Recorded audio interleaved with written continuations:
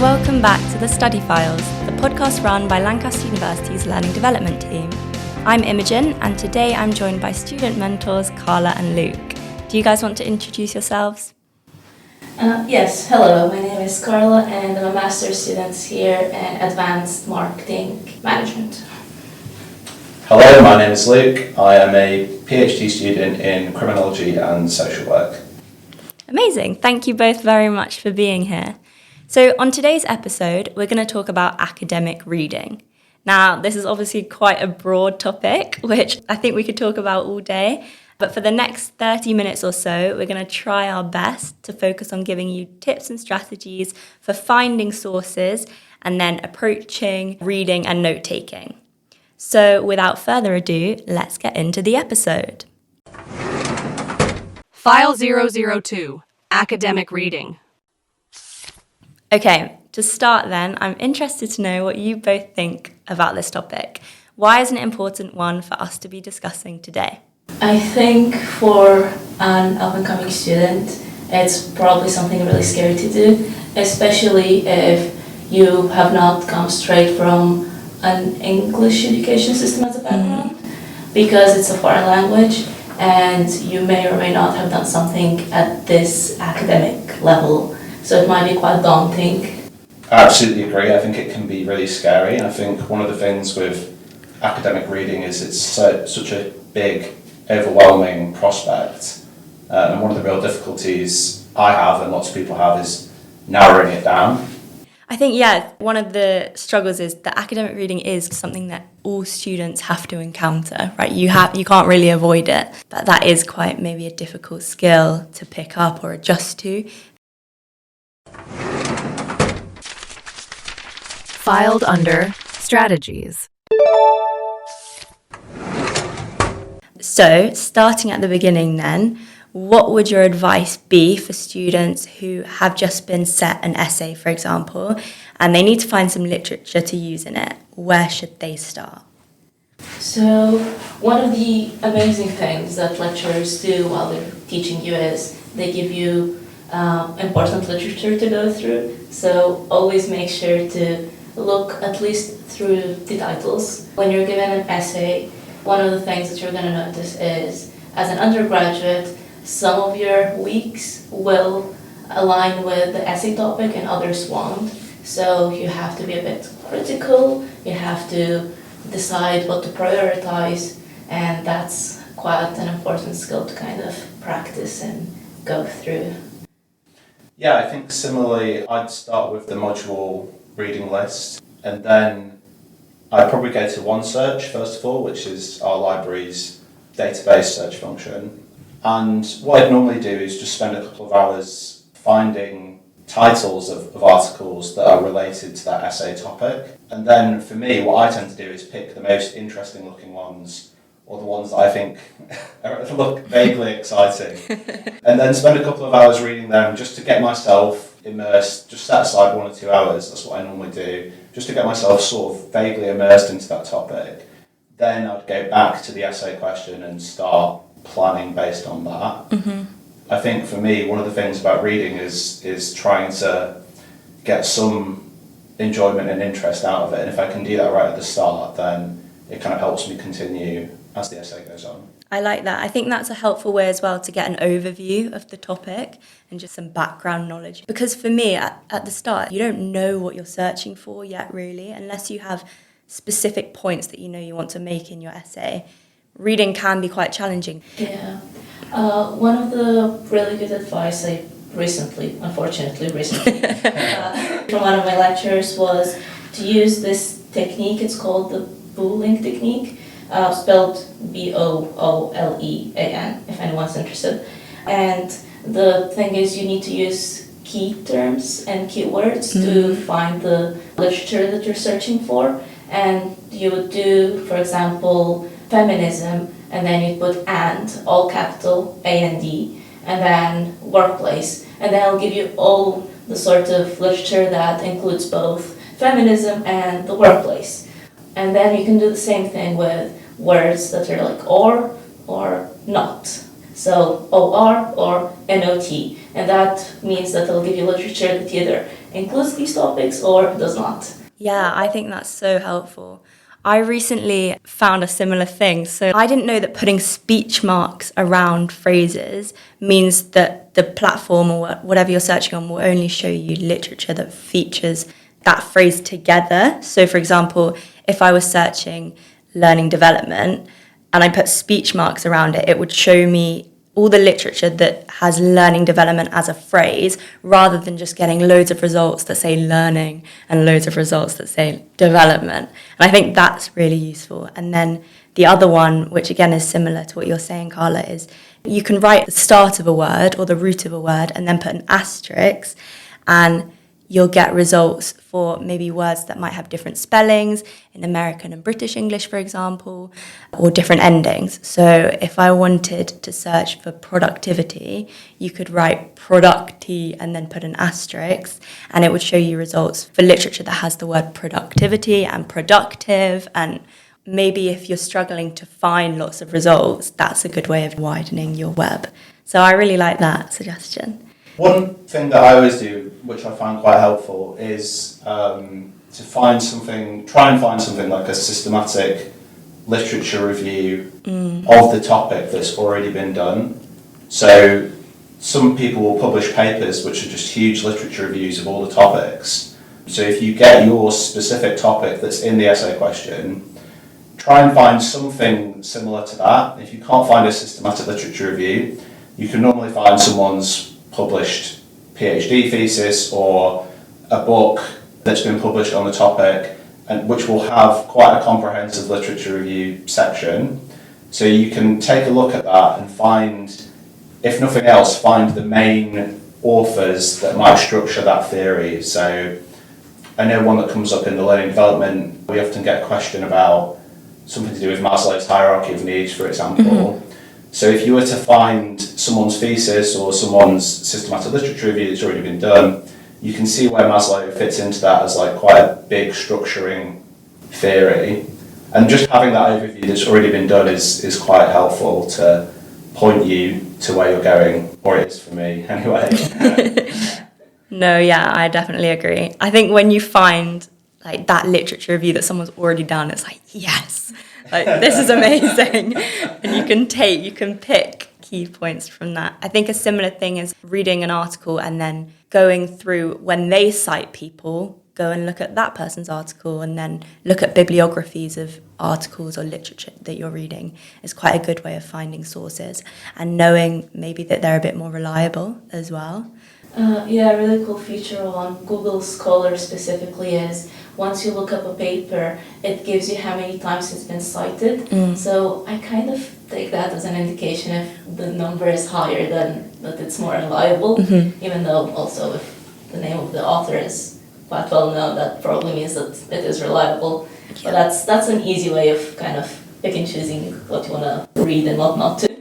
What do you guys think about non-academic sources in the sense that they're not journal articles, but they're still maybe like trade publications or databases? Do you have any experience looking for those? Yes, as a student in management school, I've had to go through a lot of them.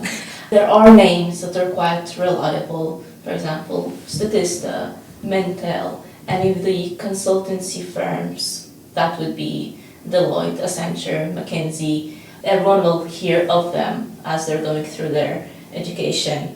Those are quite reliable sources that you can either access through the university or are publicly available. But if you find information that's in, I don't know, math.com, maybe don't take it. You'll have to also make your own judgment of what is correct information and what is not. I think maybe a good way of doing that is on Lancaster University OneSearch, at the top there's that databases tab, and all of those things that you were talking about, like Mintel, Statista, they're on there. So I think that's a nice indicator that you can use them. For anyone listening who doesn't know what those sources are, can you explain them a bit more? So the way Statista works is it takes a lot of information and research from other companies or within its own set of researchers, and it literally combines it into statistics, graphs, numbers Sometimes it's quite easy and visual to understand. Sometimes you need to put a bit more work into it, but it works quite easily in the way you can put your own key search terms in the search bar, and it'll give you a massive list of results of what could be the thing you're looking for.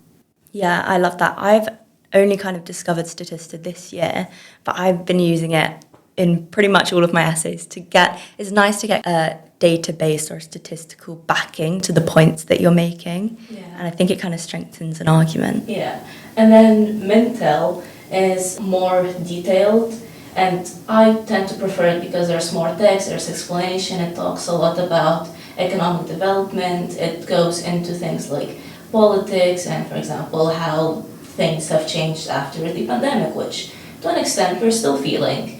And it takes all of these social aspects that people feel in their day-to-day, and it implements them into the different industries and consumption practices that people go through. And I use that a lot in my marketing degree, but it can also be helpful for people who are doing, for example, economics. Okay, so maybe going back to more academic sources, let's say, like journal articles or books. Once you've found them, how then do you test or assess that they're relevant to you and the essay that you're writing or the assignment that you're doing? So one of the problems I have again is narrowing things down. I'll spend way too much time reading versus doing quote unquote academic reading. Mm-hmm. So if the thing I always do is go for the abstract first, take a look at the abstract, see if it might be relevant. And what I tend to do as well is either keep my essay question on another tab open, or if I'm really struggling, print it out and stick it in front of me on my laptop so I can't get away from it. And then just read the abstract of the article and have a look if that looks like it might help you answering the essay question. If it does, then I tend to go and read the conclusion. If that looks promising, I might read the discussion and then try and stop myself from reading the whole thing. Yeah, I'm really bad with this because I love reading the whole thing. I love quotes, and sometimes the best quotes are found in the paragraphs that you don't really read. Having said that, if you have, I don't know, like a 2,000-3,000 word essay and you have 3 weeks until the deadline, don't read every single paper. Mm-hmm. Sometimes what you can do is you can go and you can Control F or Command F and find the keyword for like definitions or examples, and that is really helpful. What Luke just said with reading the abstract, the conclusion, all that, the findings is one of the best ways to go about it because it does give you a great overview of what the paper is about and whether it's relevant to you. And this is the key point. When you're reading, try to read with purpose.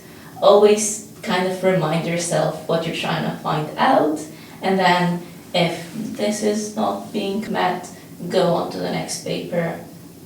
This is something that people tend to forget to do, and I mean, I'm guilty of that, but I think constantly reminding yourself is really important because at the end of the day, you don't want your feedback saying that you've kind of gone far away from the topic.